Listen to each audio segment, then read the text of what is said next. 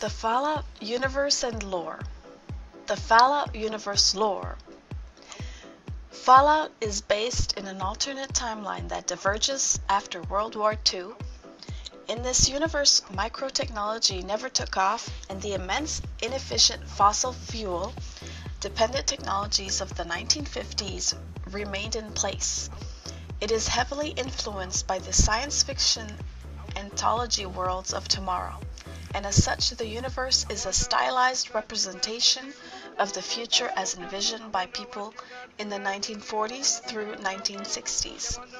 This explains much of the aesthetics, the house-cleaning robots, the tail-finned automobiles, the neighbors saying, "Hey there, sport," and the gigantic supercomputers. In other words, the Fallout universe can be viewed as a stylized representation of the future through the eyes of those living in the beginning of the atomic age. The Great War of Saturday, October 23rd, 2077. I don't know what the Third World War will be like, but I do know there will be no Fourth World War. Fossil fuels were nearly exhausted by 2050, and this led to a very tense geopolitical struggle between major superpowers, particularly China, Russia, and the United States. Thus, the major contributing factor to the Great War was a scarcity of oil, leading to the resource wars as nations fought for resources.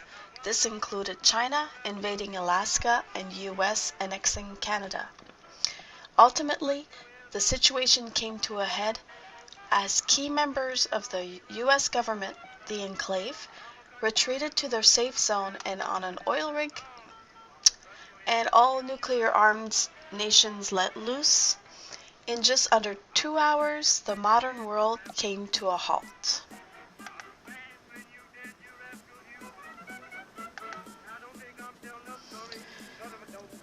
Thankfully, the government commissioned vaults. Vault secure.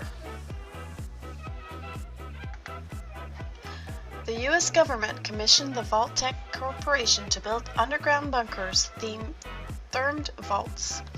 Their stated purpose was to house and protect the American people in the event of nuclear war until the surface was safe to recolonize. They had another purpose, their real purpose.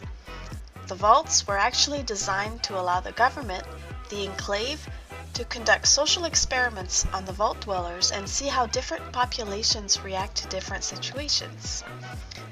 Of the 122 known vaults, only 17 were made as experimental controls. That is, they were made to the public's expectations as an actual fallout shelter. As such, various other experimental vaults had different populations and designs. Each vault was run by an official called the Overseer, and each vault had different experimental conditions. For example, there was a vault populated entirely by clones of a man named Gary. There was a vault where the door was deliberately left open, exposing its inhabitants to nuclear radiation and transforming them into subterranean ghouls, thereby establishing the city of Necropolis. There was a vault populated by 20 men, 10 women, and 1 panther, and a vault where psychotropic drugs were said to be released into the ventilation system 10 days after the door was sealed. There was even a vault where inhabitants lived connected to a virtual reality simulation in which the Overseer mercilessly tormented them. Another vault was deliberate overstock with unsecured weapons and explosives, giving rise to the boomers of the Mojave Wasteland. Some vaults were purposely overcrowded, or genders were disproportionate or deliberately segregated. Inhabitants were often deliberately selected for specific characteristics. The town of Arroyo in Fallout 2 was established by the original vault dweller in Fallout 1, who left his vault in search of a water purification device to replace the broken one. So who exactly survived the Great War? The capital wasteland.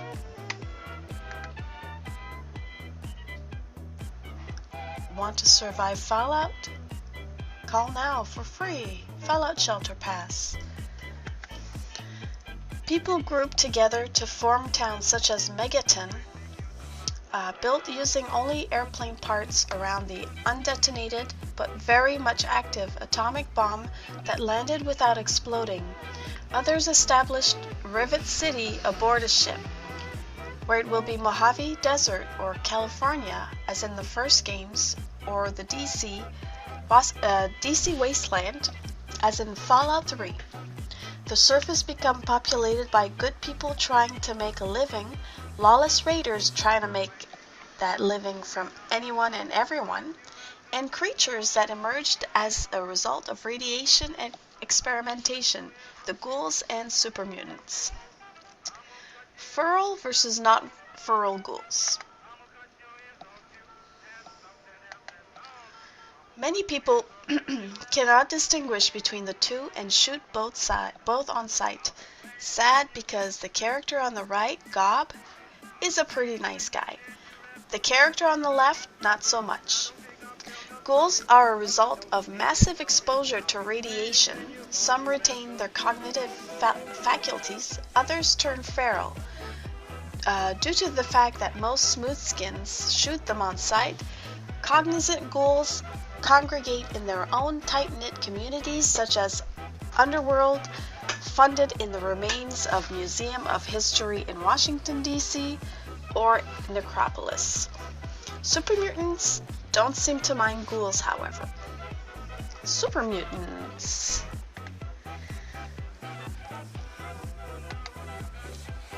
That big guy on the left is a super mutant, Behemoth, and yes, that is a fire hydrant in his hands.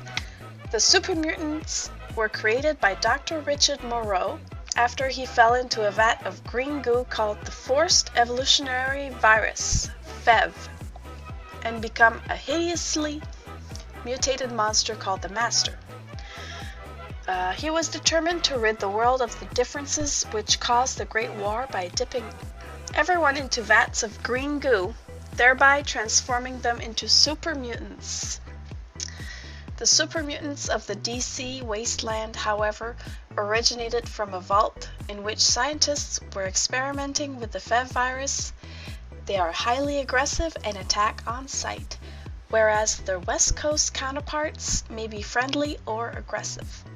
The existence of super mutants validated the presence of the Brotherhood of Steel in the Wasteland, as they were a major factor in controlling the dangerous mutant population. The picture on the right shows the most effective method of dispatching such a creature.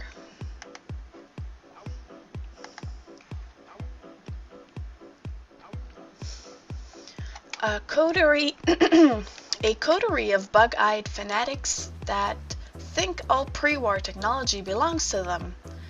From Robert House on the Brotherhood. The Brotherhood of Steel is a force of good as well as evil in the Wasteland. They are highly aggressive in their hoarding of pre-war technology, and it has furnished them with the best armors, T-51B, power armor, technology and energy weapons. As such, they are to be feared and respected. They believe they are the only salvation of the planet that the planet has. The Brotherhood of Steel was funded by U.S. Army officers who discovered the truth about the secret government-backed experimentation with the FEV virus. They took control of the base where these experiments were conducted and put a stop to them. Soon after the Great War occurred, the officers then occupied an underground bunker and founded the Brotherhood, which has a long antagonistic history with the Enclave, the remnants of the U.S. government. The Enclave, rebuilding America's future today. A highly secretive militaristic organization run by the descendants of pre-war government officials. They consider many survivors to not be human anymore as they are polluted with mutating radiation or the forced evolutionary virus.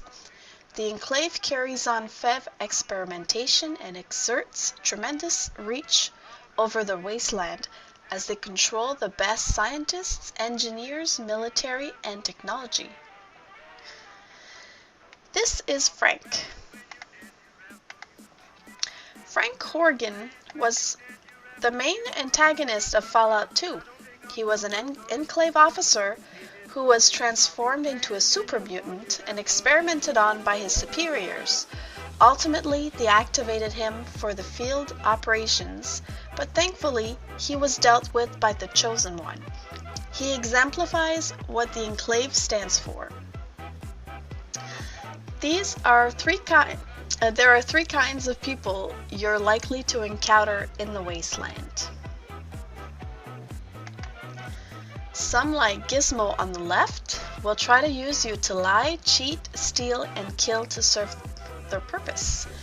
And you can do that if you so desire. Others, like Killian on the right, are honest, good, hardworking folk just trying to survive and help communities grow in the wastes. You can help people like him deal with people like Gizmo. And then there's this guy. They asked me how well I understood theoretical physics. I said, I had a theoretical degree in physics. They said, welcome aboard. Sounds like my last job interview. Dr. Zimmer describing the Commonwealth. The Commonwealth itself is nothing but a war-ravaged quagmire of violence and despair. Inside the sealed environment of the Institute, however. In Fallout 4, you will emerge into the war-ravaged Commonwealth. All we know about this area mainly comes from Dr. Zimmer in Fallout 3, as shown above.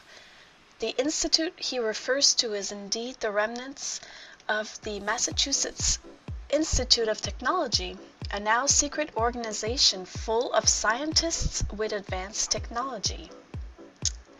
Congratulations, Vault Dweller! Now you are equipped with the basic knowledge needed to head out on your own into the wasteland and interact with the remnants of civilization. But before you go, keep in mind a couple of things. Don't abuse your medication. There is a veritable pharmacopoeia of medicinal and recreational chemicals found throughout the world. Some are highly addictive, while others are benign. Be careful regarding what you put in your body, or else you may not be so intelligent or charismatic when you need to be. And remember, kids, drinking out of random toilets restores your health and is generally a great idea. Now that the surface is safe to repopulate, head out of this vault and into the world and find your place in what remains of civilization. There's a whole world waiting for you. Thank you.